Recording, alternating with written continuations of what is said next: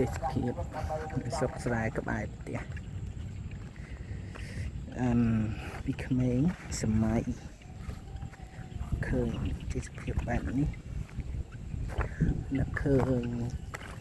ក្តារខ្យងដែលរខំរបានសបាយស្អាតដែរបងស្អាតណាស់បងទេសភាពខ្សែកាយនឹងខៀវពឹកខៀវស្ងាត់សំជាមួយនឹងផ្ទៃមេឃដែលមាន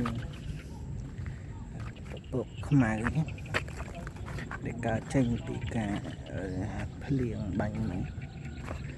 លឹមបាញ់ហ្នឹងលឹមមកជ្រោយហើយបាត់អស់លីងតែទឹកនៅស្អាតហើយ